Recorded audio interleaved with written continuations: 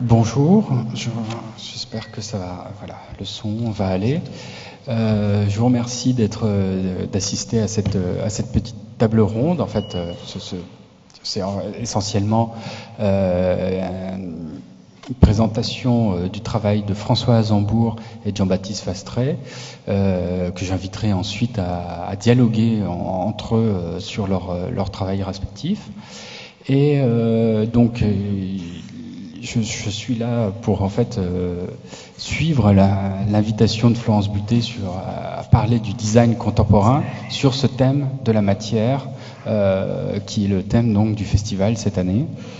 Et pour ça, il m'a semblé assez évident de parler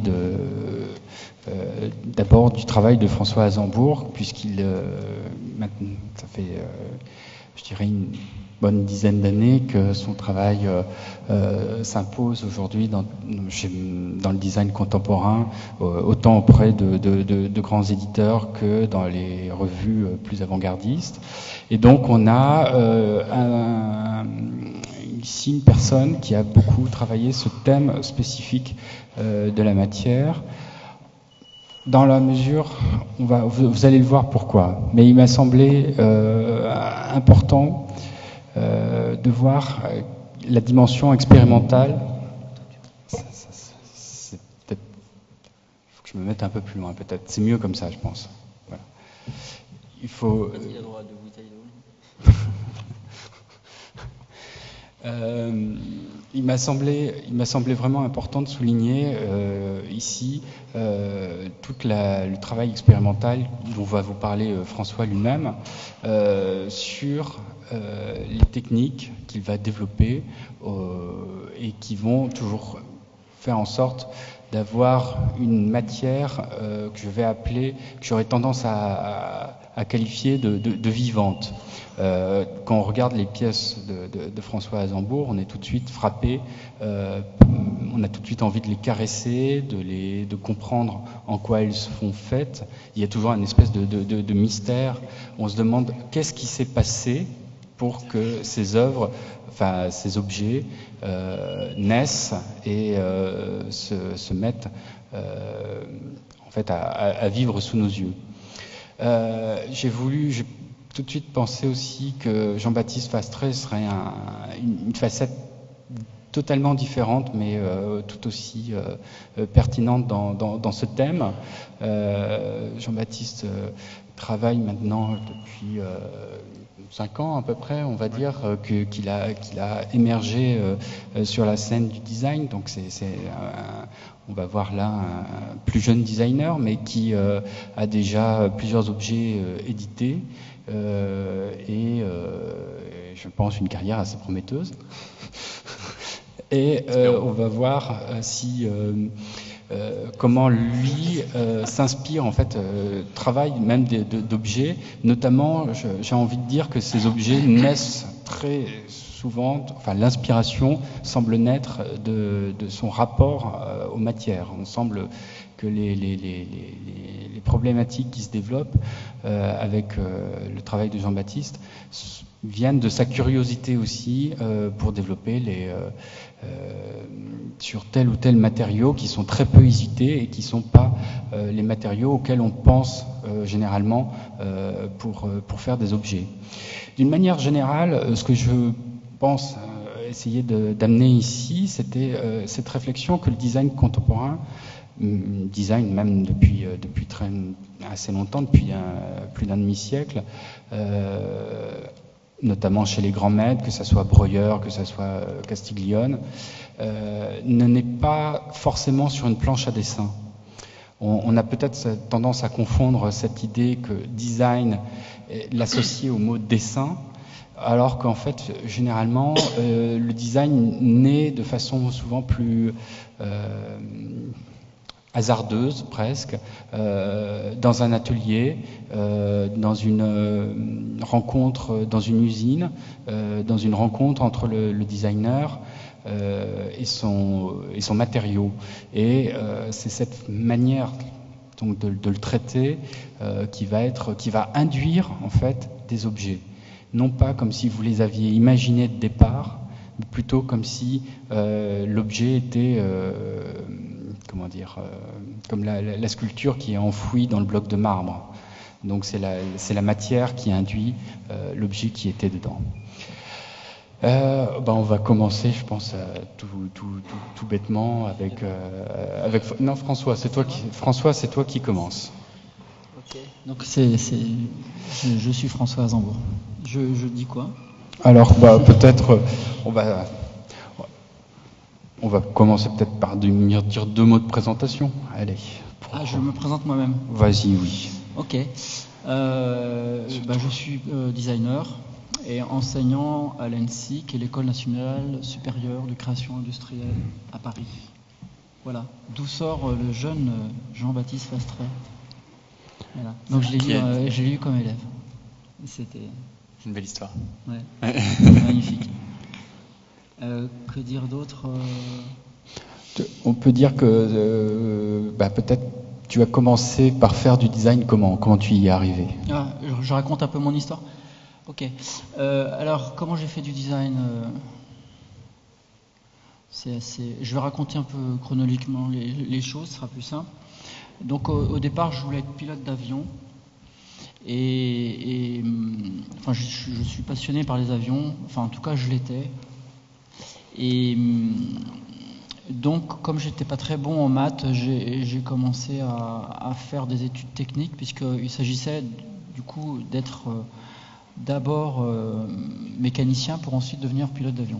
Entre deux, mon frère rentre dans l'armée, puis pour moi, pilote d'avion, j'avais 14 ans, hein, donc c'était plutôt pilote de chasse. Mon frère rentre dans l'armée et m'interdit au bout de 6 mois de rentrer dans l'armée. Donc je change d'objectif. Et puis, donc je continue mes études parce que ma mère me dit évidemment passe ton bac d'abord. Et puis je dessinais déjà beaucoup à l'époque. Et je ne sais pas comment je suis tombé sur ce métier qui s'appelait à l'époque esthétique industrielle. Alors ça me correspondait bien puisque faisant des études techniques, j'avais juste besoin de rajouter esthétique à la matière technique. Donc après, j'ai fait les Beaux-Arts et je suis rentré aux Arts appliqués à Paris. Voilà. Et alors le meuble dans tout ça, qui arrive assez tôt, pour payer mes études, j'ai commencé à travailler avec des architectes d'intérieur et j'ai dessiné comme ça un peu au kilomètre des boutiques et du mobilier, à usage commercial, on pourrait dire. Et petit à petit, je me suis intéressé aux meubles, plus sur une situation de recherche. Pour une autre raison, c'est que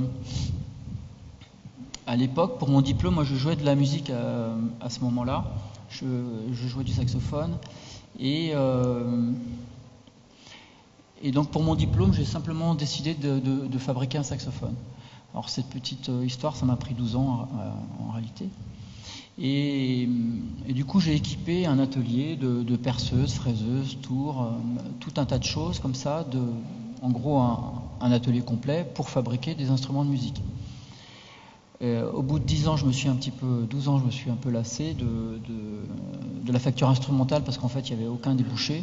Alors en 2 mots, la facture instrumentale, c'est un lieu totalement pétrifié, quoi. Donc c'est très compliqué d'apporter une innovation. Et c'est assez naturellement, au fond, j'ai commencé à fabriquer des prototypes de meubles ou des essais de matériaux. Et finalement, mon atelier, encore aujourd'hui, c'est un espèce de magasin comme ça, où il y a tout un tas de choses qui cohabitent. Et finalement, c'est pour moi un espèce de creuset qui est devenu essentiel pour travailler les objets. Ça va donc du mobilier au luminaire. Voilà.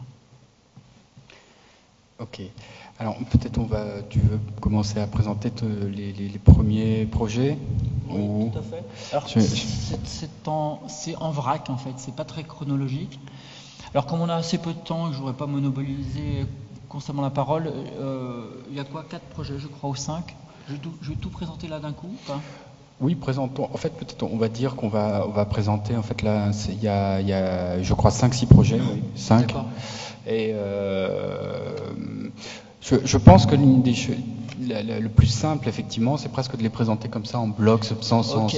Allons-y, et alors. puis on reparle ensuite. Alors bon courage, je parle. Ok.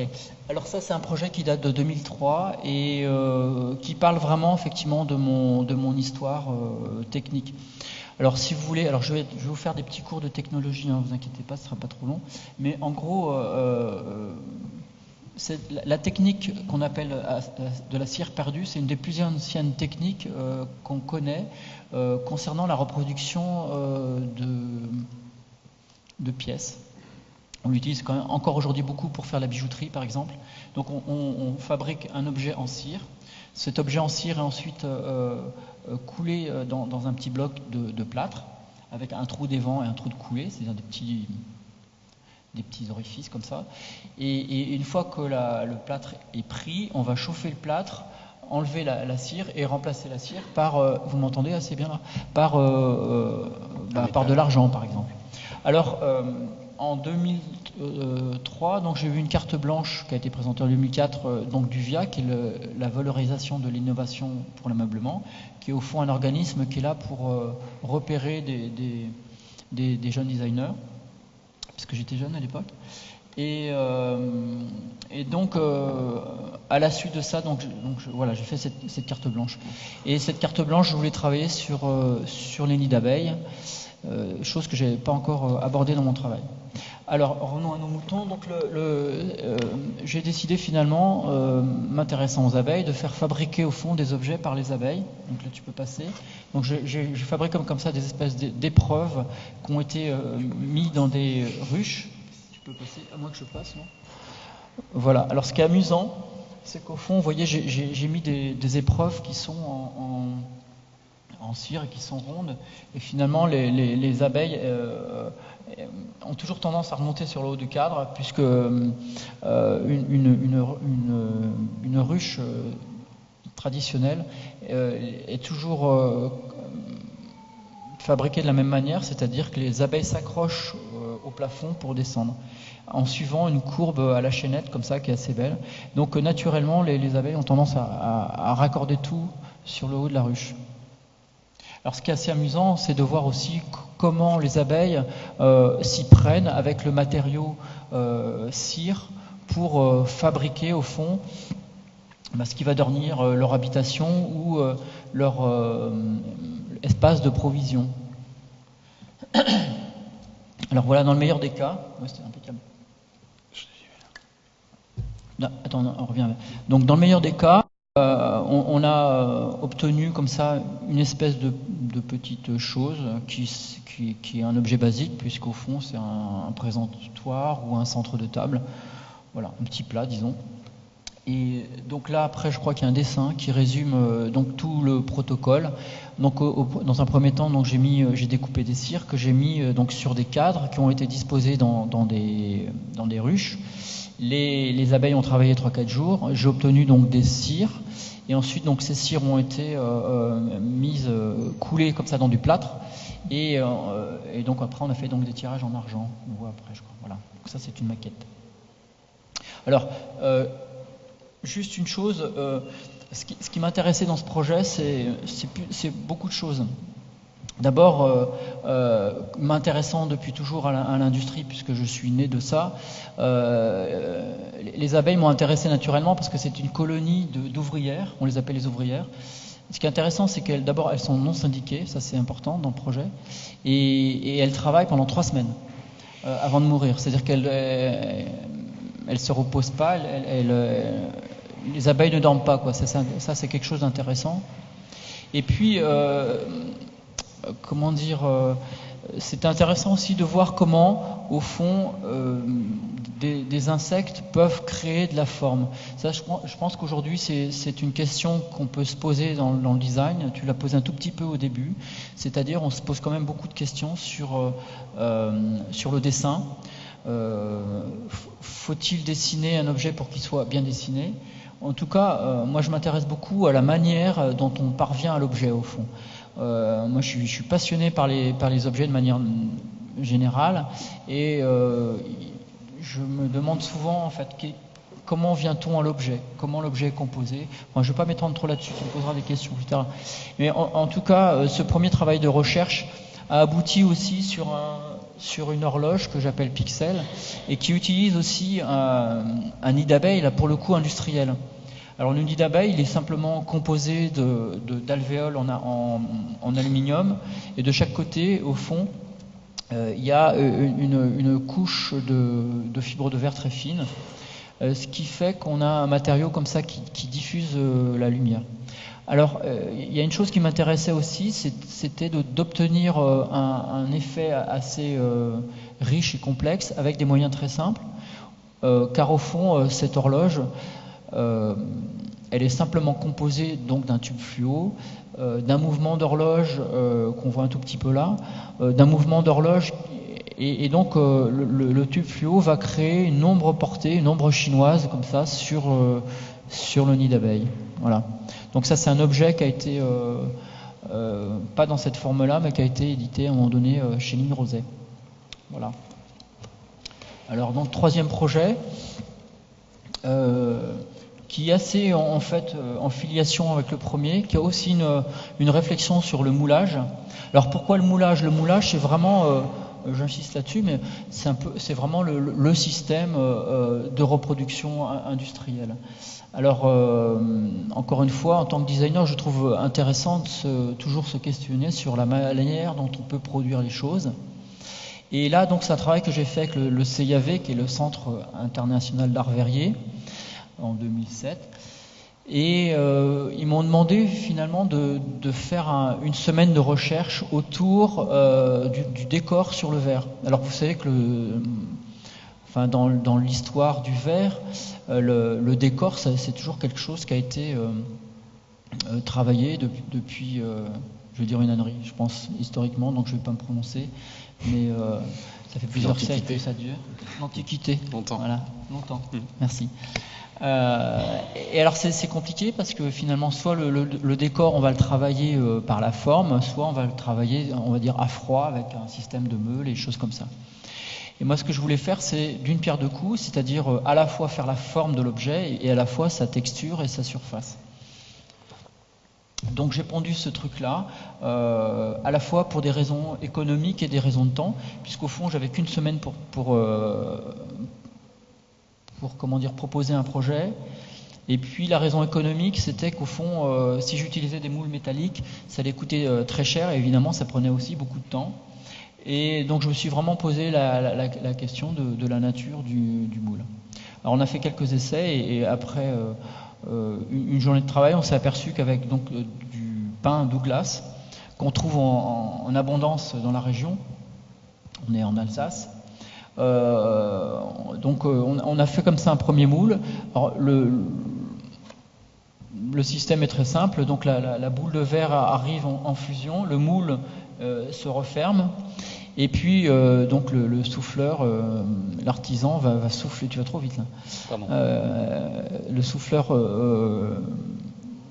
donc va souffler, le moule est fermé, et donc évidemment le verre étant en fusion, il fait 800-900 degrés, le bois n'apprécie absolument pas l'opération, brûle, mais en brûlant il va donc créer un motif de veinage très très fort sur le verre. Alors il y a aussi une chose qui est intéressante, c'est que évidemment les artisans ont aussi comme dans l'industrie, les questions de rentabilité sont des choses qui sont très présentes dans la réflexion qu'on peut avoir dans l'objet. Et là, en l'occurrence, le fait que le verre transmette sa chaleur au bois et que le bois brûle, évidemment, le verre du coup perd beaucoup de son énergie. Donc, ce qui fait qu'au fond, les pièces en verre sont tirées assez rapidement. En quelques secondes, on arrive à refroidir le verre du fait que le bois brûle finalement. Alors, on obtient des séries de 5 à 10 pièces avec le même moule. Et ce qui est curieux, évidemment, c'est que plus le moule brûle et plus la pièce va se déformer et comme ça s'empouler au fur et à mesure des tirages. Voilà. Pardon ? Ah non. Ça, je crois que c'est le dernier projet, il me semble. Hein, non, peut-être pas. Alors ça, c'est un projet sur le lin. Le lin, c'est une plante assez incroyable. C'est une plante qui pousse de 1 mètre en 100 jours. Alors pourquoi le lin? C'est en 2008 un équipementier automobile, enfin c'est juste avant 2008, c'est en 2007 en réalité. Il m'appelle en me disant voilà, je vois venir la crise, je suis équipementier automobile. L'automobile, c'est vraiment le premier secteur qui va souffrir de la crise, et je souhaite trouver de nouveaux secteurs d'investigation. Et il souhaitait faire des meubles. Ok. Alors il me dit voilà, je travaille fabrique des châssis pour des voitures de course, je fais des capots et des choses comme ça, je maîtrise la fibre de verre, la fibre de carbone, la fibre, je ne sais pas quoi, de Kevlar. Et moi, je reste un peu dubitatif, comme ça, je dis, mais bon, si on veut faire des meubles avec ça, c'est pas vraiment adapté à l'habitat, et puis ça va nous coûter cher. Et puis déjà à l'époque, la Chine consommait quasiment plus de 50% du carbone, donc ça devenait un peu compliqué. Et moi, je propose, comme ça, en discussion, je dis, mais pourquoi on n'en profiterait pas pour inventer un nouveau type de composite qui serait beaucoup plus d'origine végétale. Alors c'est ce qu'on a fait, on s'est dit, on va se renseigner chacun de notre côté, sur une fibre qui serait un peu performante. Et on se rappelle 15 jours après, et la fibre en question, c'était le lin. Alors, on revient un tout petit peu en arrière. Alors, donc là, on voit une presse injection, et on a donc commencé à faire des essais avec du lin, mais aussi avec une résine d'origine naturelle, avec des résines à base végétale, donc à base de tournesol. Ce qui s'est passé aussi, pour la petite histoire, c'est que comme on est en moment de crise, il y a aussi des choses qui sortent parce que le monde entier cherche des secteurs nouveaux d'application. Donc au fond, il y avait des résines comme ça qu'avaient développées les Américains, qui étaient donc d'origine naturelle, qui étaient dans les tiroirs depuis un certain nombre d'années. Et là, ils se sont dit on va les sortir parce que effectivement la crise arrive, il faut vraiment qu'on trouve de nouveaux marchés. Donc on a eu cette opportunité de pouvoir utiliser à ce moment-là ce type de résine. Voilà. Et donc je crois que voilà, donc là on voit bien que là on a vraiment un textile qui va donc passer sous presse juste après. Et voilà la chaise, donc qui est vraiment on peut dire que ceci est une portière automobile finalement, parce que j'utilise vraiment la technique. Vraiment là, on est au cœur vraiment de la technique utilisée pour faire la carrosserie automobile en composite. Voilà. Oh là, il y a encore un autre projet. Alors ça, on remonte le temps en fait. Donc là, pour le coup, je crois que c'est vraiment le dernier projet. Ça, c'est aussi une réflexion sur le moulage. Vous avez vu juste avant que, au fond, un moule industriel, c'est un peu une montagne qui enfante d'une souris, quoi. C'est-à-dire, on a à peu près, je pense, quasiment 100 tonnes de matière qui forment la presse, qui va donc donner lieu à une chaise qui fait, dans le meilleur des cas, entre 1,5 kg et 3 kg. Donc j'ai toujours trouvé qu'en fait c'était quand même une énorme machinerie pour finalement très peu de choses à la fin. Et donc j'ai eu cette réflexion, donc là on est en 99, j'ai imaginé au fond que la chaise en elle-même pourrait être son propre moule. Et ça a pu être possible parce que à ce moment-là est sorti ce qu'on appelait des textiles 3D. Alors je suis désolé, c'est un peu technique, mais les textiles 3D, c'est au fond ce qu'on appelle les doubles parois. C'est deux parois de textiles reliées par un réseau très dense de fils. Donc au fond, on utilise ça pour faire des matelas pneumatiques notamment, et quand on gonfle le matelas, il reste parfaitement plan. Donc en jouant avec ce genre de textile, je me suis dit, à l'intérieur, je vais mettre une bonbonne de mousse à l'état liquide, et puis avec un bouton, l'utilisateur pourra, quand il souhaitera, tourner ce bouton, il déclenchera une espèce de mise à feu, Et en secouant la chaise, vas-y, je crois que tu peux montrer. Donc en secouant la chaise, il va donc mélanger les deux composants qui sont donc un polyol et un isocyanate. Hein, c'est des composants polyuréthane. Ensuite, il va donc secouer la chaise et l'émulsion va mousser de plus de 10 fois son volume et donc gonfler la chaise et dans un deuxième temps, la mousse va durcir et la chaise aussi. Donc la chaise qui était dans un premier temps le moule devient ensuite l'enveloppe de la chaise. Là, je crois que tu dois pouvoir voir. Alors là, je vais montrer quelques essais parce qu'évidemment, quand on est dans des situations de recherche, évidemment, ça ne marche pas, quoi.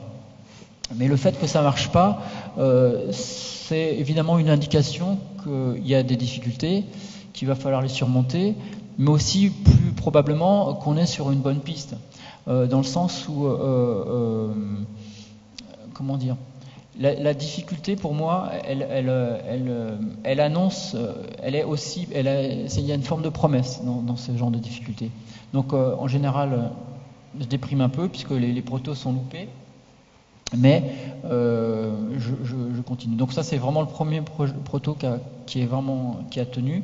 Donc là, vous voyez, j'ai utilisé du tissu de voile à l'époque.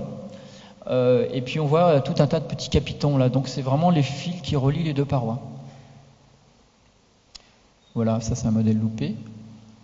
Et voilà, enfin, donc la chaise, une fois gonflée. Donc on est vraiment, elle est gonflée, elle n'est pas gonflable, hein, vous avez bien compris que c'est pas de l'air, c'est un peu irréversible. Je crois que c'est... Ah non, oh là, il y a encore un autre projet. Ok, j'en ai mis plus que 4 là. Ouais, c'est... Ouais. Bon, puis en plus vous m'interrompez pas, là, je suis un peu sur... C'est la déclinaison en fait, en quelque sorte, avec le... Alors effectivement, c'est une déclinaison, mais je dirais métallique, d'une chaise qui s'appelle Bugatti. Moi, je vais passer assez rapidement là-dessus. Mais alors, ce qui est intéressant aussi, encore un proto-loupé, ce qui est finalement intéressant dans le proto-loupé, je les montre parce que je trouve qu'il y a finalement les protos ont une espèce d'expressivité qu'on ne retrouve plus ailleurs. Enfin, plus tard, je dirais. Dans le sens où là, la chaise a craqué, donc on voit la mousse sur le côté. Et on sent vraiment la pression de la mousse qui a gonflé, qui a fait exploser le métal, quoi. Et donc ensuite tout ça a quand même marché. Là je crois qu'il y a... Bon, ça c'est des photos prises en garage. Donc après la version réussie, donc vous voyez qu'elle est beaucoup plus propre sur elle et beaucoup plus civilisée. Voilà. Et ensuite donc ça a été édité chez Capellini et il y a eu toute une collection. Donc de chaises, tabourets, etc. Et alors, un mot juste sur la couleur. Bon, la Bugatti, c'est une vieille histoire familiale puisque mon grand-père était chauffeur de maître et donc toute mon enfance, j'ai été baigné comme ça d'histoires autour d'automobiles, puisque mon grand-père a conduit des voitures qui étaient magnifiques à l'époque, des Hispano Suiza, des voisins, des choses comme ça.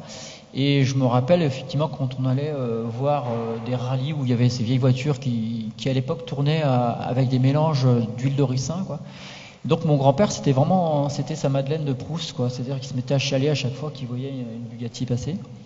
Et donc je me suis aperçu de ça au fond quand j'ai amené la chaise à faire peindre chez le carrossier. Pour moi, ça a été évident qu'il fallait que je la fasse peindre bleu Bugatti. Et quand Capellini a décidé, donc Capellini qui est un éditeur italien, a décidé d'éditer, on a utilisé en fait toutes les couleurs de voitures de course. Bugatti, c'était une voiture de course fameuse dans les années 30-35. On a donc utilisé le rouge Ferrari, le jaune Lamborghini et je crois que c'est un noir Fiat. Voilà, je crois que c'est fini. Yes, merci. Ça va, j'ai pas été... Non, pas du tout. Alors je vous propose que sans transition, on passe au travail de... Alors ça, je vais le fermer. Jean-Baptiste Fastret. Et voilà, c'est F5, c'est ça. Hop. Voilà, Jean-Baptiste, si tu me dis 2 mots sur ton parcours, comment tu es arrivé au design, et puis ensuite on va passer à tes projets. Alors, moi je m'appelle Jean-Baptiste Fastret, je suis designer, jeune designer parce que j'ai été diplômé en 2010 de l'ENSI où enseigne François. Et donc depuis ce moment-là, je développe des projets. Au début, ma recherche était sur plutôt des objets qui étaient de l'électroménager, des choses comme ça. Et plus ça va, plus je me diversifie aussi sur du mobilier. Mais je vais y revenir pendant ma présentation. J'ai mon parcours, donc j'ai été étudiant à l'ENSI. Après, j'ai été assistant. J'ai fait un stage chez François pendant 6 mois pendant mes études, où sûrement j'ai été sensibilisé à son approche des matériaux et son amour des matériaux, ce qui sûrement aujourd'hui a sans aucun doute un impact sur mon travail. Et ensuite j'ai travaillé à la fin de mes études et après mon diplôme pour les frères Broulet, qui sont des designers qui font principalement du mobilier, voilà. Et là j'ai aussi été sensibilisé à l'amour du dessin, des objets et aussi du détail et de la précision dans le mobilier. Voilà. Donc moi mon approche de la matière, elle souvent se traduit souvent par un jeu de transfert. Enfin moi que j'essaye de faire, je fais souvent dans mes projets, c'est-à-dire que il y a beaucoup. Enfin j'ai constaté qu'il y a beaucoup de projets que je trouvais intéressants qui étaient simplement une question de transfert, c'est-à-dire il y a une technologie qui existe dans un monde comme par exemple les portières de voiture qu'expliquait François. Il y a une technologie qui permet de faire des portières de voiture et avec cette technologie, c'est génial, on peut faire des chaises à partir de lin, quoi. Et souvent, moi je trouve très intéressant quand ces transferts peuvent amener des choses supplémentaires aux objets, quoi. Donc par exemple sur ce projet qui est mon projet de diplôme, qui est un projet de recherche qui n'a pas été édité mais qui m'a servi à bâtir ma réflexion, j'ai fait des bouilloires électriques qui étaient fabriquées en partie par des artisans et en partie industriellement, c'est-à-dire qu'on voit toutes les parties qui sont grises sont des éléments industriels. Donc j'ai en fait conçu une bouilloire incomplète et après j'ai confié la réalisation de contenants à des artisans. C'est-à-dire que je suis parti du constat que en fait une bouilloire électrique c'est un vase dans lequel on met un truc qui chauffe et à la fin ça donne de l'eau chaude. Donc je me suis dit mais pourquoi on pourrait pas faire des bouilloires électriques par les gens qui fabriquent habituellement des vases. Donc voilà, c'est ce genre de réflexion qui m'intéresse. Et du coup ça met l'objet dans un autre champ, dans une autre histoire, quoi. Donc ici, l'histoire des arts de la table, c'est-à-dire que la bouilloire électrique, habituellement, on l'utilise comme un outil domestique, mais en la faisant faire par un artisan, d'un seul coup, elle sort de son état d'outil et elle devient quelque chose propre aux arts de la table. Alors ensuite, donc moi j'ai plusieurs projets, mais j'en ai peut-être trop, je me rends compte par rapport à François, mais je vais aller assez vite. Après, ça amène aussi une question sur le prototypage rapide et sur l'impression 3D, où justement j'avais fait un lien sur cette question du prototypage rapide qui sert à faire surtout aujourd'hui des maquettes. Peut-être 2 mots sur le prototypage rapide. Oui, alors le prototypage rapide, c'est ce qu'on entend aussi beaucoup en ce moment dans les médias en ce moment sous le nom d'impression 3D. Qui est une notion plutôt à la mode dans la réflexion contemporaine sur le design et sur l'industrie en général, c'est-à-dire des machines qui vont imprimer comme on imprime un document sur une feuille. Là, on va imprimer des objets, c'est-à-dire que un ordinateur, il va y avoir un fichier qui va créer un objet en 3D selon ce fichier. C'est-à-dire que si à chaque fois j'ai un fichier qui est différent, j'ai un objet qui en face est différent. Donc c'est l'industrie qui se libère de la contrainte du moule et c'est ça qui est passionnant. Donc c'est en fait le principe de l'industrie, c'est l'objet fait en série. Donc il y a un moule et qui suite à ce moule on produit plein d'objets qui sont identiques. C'est le principe de l'industrie. Et là, oui. Et là, ce qui est fort, c'est qu'on peut avec une machine produire un objet qui suit des règles, mais ces règles peuvent changer à chaque fois, et donc on a un objet qui est produit aussi en série, mais qui à chaque fois est différent. Et donc c'est une technique qui est un peu à la frontière entre les capacités de l'industrie et les capacités de l'artisanat à générer des objets qui sont à chaque fois uniques. Oui. Non, je voulais juste... alors, je ne sais pas si on passionne les gens avec nos histoires techniques. En tout cas, nous, ça nous passionne, mais ce qu'on peut dire comme ça, quand on voit de loin l'histoire de prototypage rapide ou d'impression 3D, finalement, on prend de la matière, on l'accumule comme ça, jusqu'à créer un objet. Et moi, ça m'a toujours fait penser, au fond, au bâtiment traditionnel. C'est-à-dire que ce bâtiment, il est exactement construit comme ça. C'est-à-dire qu'on a pris des pierres et on les a empilées, quoi. Et pour moi, on parle exactement de la même chose, peut-être avec des moyens un peu différents, avec un thermoplastique ou des choses comme ça. Mais ça m'a toujours fait un peu sourire, cette espèce d'histoire de technologie super nouvelle ou tout ça, alors qu'en réalité, ces techniques, elles sont utilisées depuis très très longtemps. Je pense que les pyramides ont été fabriquées comme ça, c'est-à-dire que parce qu'il y a un truc qui est assez amusant dans certaines fabrications d'objets 3D, c'est qu'ils sont réalisés, par exemple, on a un bac de résine et il y a des faisceaux laser qui, de proche en proche, vont polymériser la résine et donc à la fin on obtient une pièce qui est dans un bain de résine, quoi. Donc on a une résine qui est polymérisée, c'est-à-dire durcie, dans un bain de résine. C'est exactement ce qui s'est produit avec les pyramides, puisqu'au fond, les pyramides, au fur et à mesure, elles étaient ensablées, puis ensuite désensablées, quoi. Donc on parle quasiment de la même chose, avec des moyens évidemment technologiques très différents. Oui, tout à fait. En fait, on n'invente rien de nouveau, parce que même par exemple ici sur cette technique d'impression 3D, qui est une technique en dépôt de fil, en fait, c'est comme le colombin quand on monte la terre. En fait, c'est une buse qui vient mettre comme un petit boudin, en fait, et qui va comme monter, comme un potier montrait de la terre, en fait. Donc mais après, ce qui est aussi différent, c'est que vu qu'il n'y a pas de moule, il n'y a pas les contraintes de moule, c'est-à-dire que aussi avec le moule, on a l'histoire du démoulage, du château de sable, où par exemple, si le château de sable, il a une forme, on fait un pâté de sable, ça a une forme comme ça, pour qu'on puisse le démouler. Là, ça permet de faire une bouilloire en plastique, parce que c'est de l'ABS, c'est un plastique qui sert à faire des bouilloires habituellement, mais qui a cette forme avec des plumes. C'est pour ça que je l'ai voulu très expressif, pour montrer justement l'objet qui se libère du moule.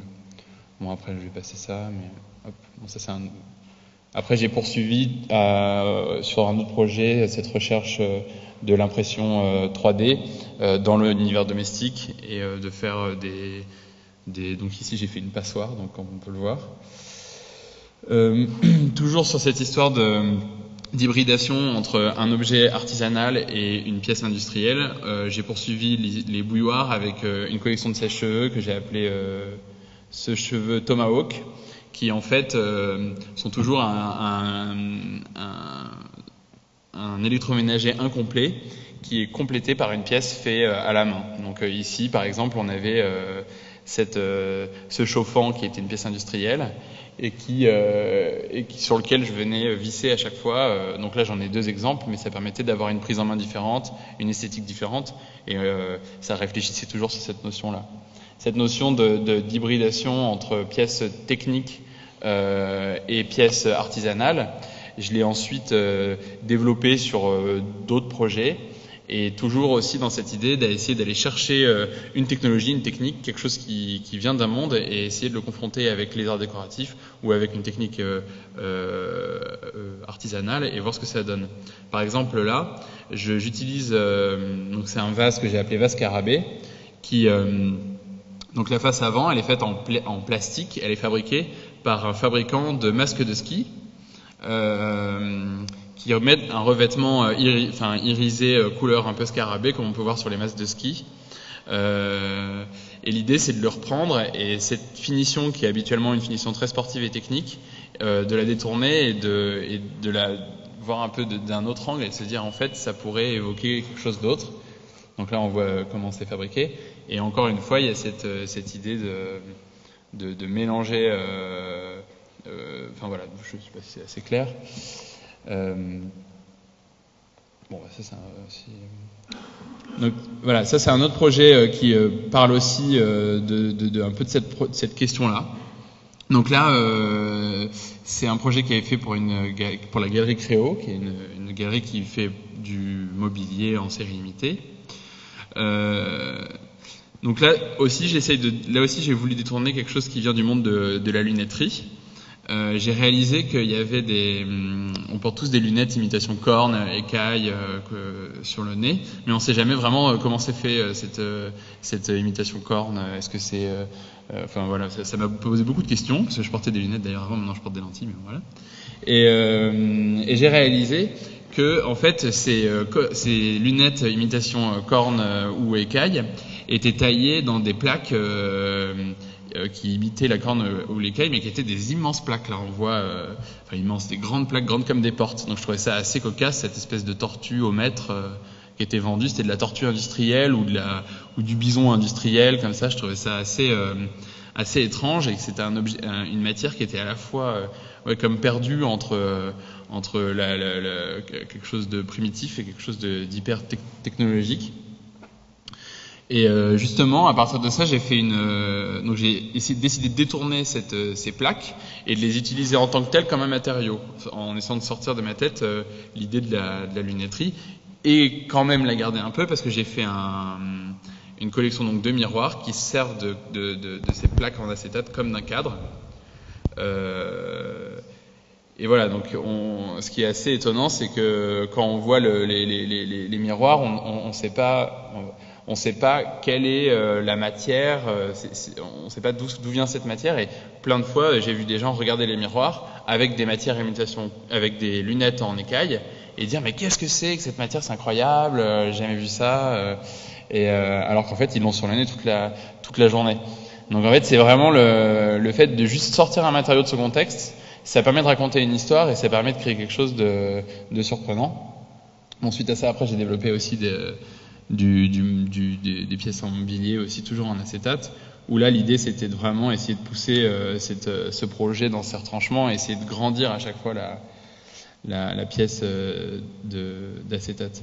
Là c'est une autre pièce où on voit en fait pour montrer comment ça peut se passer un projet de design, c'est une étagère que j'ai fait pour une exposition où j'avais vu c'était après le projet en acétate, je regardais Top Chef à la télé et j'avais vu au moment où le cuistot il fait une démonstration, Jean-François Piège là il faisait une démonstration de comment il fait sa cuisine lui. Il avait une planche à découper qui était en imitation marbre, en plastique imitation marbre et je la trouvais très très belle. Je me suis rendu compte que c'était assez compliqué en fait de trouver le matériau. Et quand j'ai eu l'opportunité de cette expo, je suis allé dans une boutique spécialisée pour les cuisiniers. J'ai acheté des plaques à découper et j'en ai fait des équerres pour les étagères. Donc du coup, voilà, c'était aussi là, je suis carrément allé détourner au lieu d'intervenir au moment chez le fabricant, je suis carrément allé dans la boutique pour adapter voilà une pièce et le changer de son truc. Je sais pas si je suis trop long. Non, ça va. Mais découper du saucisson. Ouais, voilà. Mais voilà. Et je pense qu'on peut finir sur le verre, le Sirva aussi en fait. Alors finissons sur le verre. Alors je sais pas si on voit. Alors voilà, ça c'est une autre pièce que j'ai fait où là on me demandait de dessiner un vase pour pour le Sirva, qui est donc une manufacture de verre à Marseille. Et donc j'étais paniqué par l'idée de faire un vase, étant donné que il y a 1000 vases qui ont été faits dans l'histoire du design, dans l'histoire du verre, dont parlait François tout à l'heure, qui est très longue. Et donc du coup, je me suis dit, je vais essayer de partir de quelque chose qui est complètement en dehors du monde du verre, une matière qui est complètement en dehors du monde de verre, et pour essayer de construire mon projet. Donc je suis parti de ces vis qu'on peut voir là sur l'image, qui sont des vis qui servent pour les toilettes, accrocher les lunettes de WC, donc en nylon. Et je me suis dit, ça m'intéressait de partir de quelque chose de très trivial comme ça, quelque chose qu'on peut acheter dans un magasin de bricolage et qui est une matière plastique, voilà, qui sert à un truc technique hyper trivial, et de l'anoblir en essayant de centrer le projet d'Art Verrier autour de ça. Donc j'ai construit ce vase articulé. Et ce qui était intéressant avec ces vis en plastique, c'est que contrairement à des vis en métal, elles permettaient de visser du verre sur du verre. Et le travail, du coup, en fait, j'ai fait un travail à l'envers avec le Sirva, c'est-à-dire au lieu d'essayer de cacher les vis, on a essayé de faire du verre qui avait l'apparence du plastique de ces vis du bricolage.